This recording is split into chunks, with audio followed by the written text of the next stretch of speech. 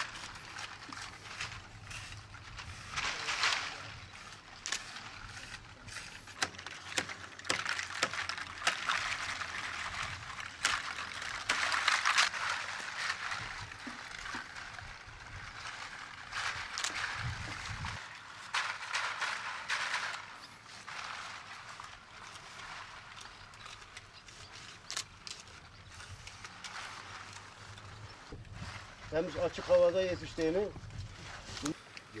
Hangi bu? He? Ne oldu ki?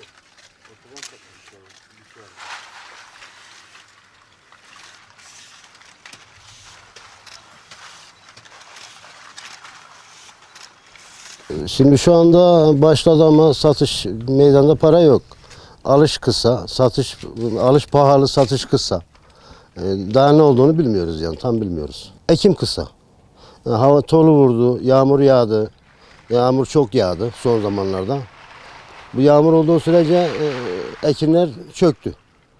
Sonradan ekilen ekinler var. Şimdi de hasılat kısa. Zaten şurada bir ay, bir 9. ay bitti mi, 8. ay bitti mi 2 ay kaldı. 10. ayda yağmur yağarsa işler kötü. Patlıcan, biber kısmı Adana'dan gelir, Kilis tarafından gelir, köylerden gelir. Genellikle çiftçiden gelir, köylerden. Antep'te yetişmez yani. Antep'te belli bölgesinde yetişiyor.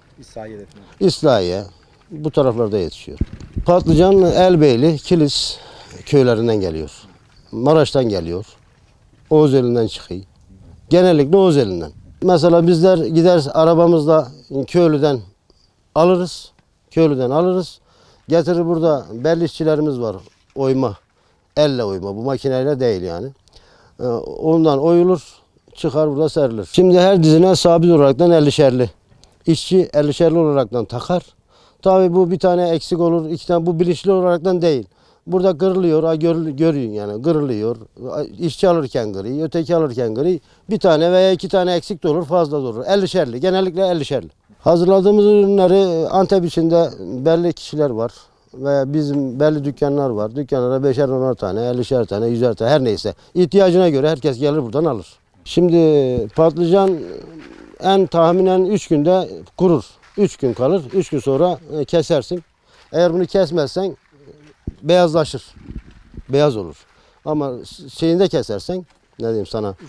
3 günde zamanında kesersen siyah olur çıkar. Biber tahminen 10 gün, 8 gün.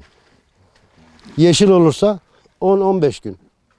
Az kızarmış olursa 10 günde çıkar meydana. Ne sen buraya bir görev için gelmişsin. Geçimini sağlamazsan bu işi yapar mısın? Yapma. Herkes de geçimini sağlıyor yani. Ha, az çok bereket versin. Şimdi Antep'te Oğuzeli kurutmanın başkenti. Oğuzeli'nden başka yerde mesela Hacer var. Hacer'de kurumaz. Bizden 6 kilometre ileride Zıramlı Yakacak köyü var. Orada kurumaz. Burada. Tabii yaz sıcaklar olmasa bu işe yaramaz yani. Bu şimdi 8. ayın bugün 3'ü 4'ü. Mesela bundan 1,5 ay sonra bu böyle kurumaz. Bozuk kurur. Güneşi görmediğinden. Havada bulut olduğu zaman bu bitti. Adam çabuk büyüsün. Biraz domatese ilacı vereyim. Sandığa geri güzel. Bir gün bakkalda kaldığı zaman vurma yapıyor. Oynadı. Burayı zayıflattı, zedeledi. Ama Kurutmalık işiyle uğraşıyoruz. Babam, abimlerim, aile olarak hep bu işle uğraşıyoruz. İşte 3 ay sezon var. Sezon dedikleri yaz günü. 3 ay 4 ay milletin geçim kaynağı bu. Bununla uğraşıyor. İşte tallasını alıp geliyor, oyduruyor, kurutuyor. Hava kötü olduğu zaman kurumuyor. Havanın iyi gitmesi lazım. 40 derece, yeri geliyor 45 derece sıcaklıkta patlıcanlar zor kuruyor. Biber, patlıcan, kabak, işte acur, tüylü acur dedikleri kurutmalık çeşitleri, bunlarla uğraşıyoruz. Geçimimiz çok şükür sağlıyoruz yani. Yeri geliyor kazanamıyorsun, yeri geliyor çok kazanıyorsun. Patlıcanın durumuna bağlı. Patlıcan iri olduğu zaman fazla para kazanamıyorsun çünkü sayı vermiyor, zarar ediyorsun. Ama normal küçük olduğu zaman genelde iyi para kazanıyorsun. Bizim için en önemli olan sıcaklık. Sıcaklığı seviyoruz. Aynen, sıcaklığı seviyoruz. Sıcaklık bizim için kolay olmuyor ama terletiyor bizi, böyle bezdiriyor ama işte mecbur patlıcanlar için sıcak olmasını istiyoruz. Patlıcanla biberin 50 tane her bir dalında. Hepsi aynı standart. Acur, patlıcan, kabak, biber hepsinde 50 tane. Fiyatları işte 7, 8 o civarlarda oynuyor yani fiyat. Patlıcan, Aynen. biber fiyat Aynen. aynı. Patlıcan, biber fiyat aynı. Kabak biraz pahalı. İşte acur aynı. O da biraz bu sene pahalı. Standart 1-2 lira oynuyor aralarında standart. Çıkıyor mu acaba?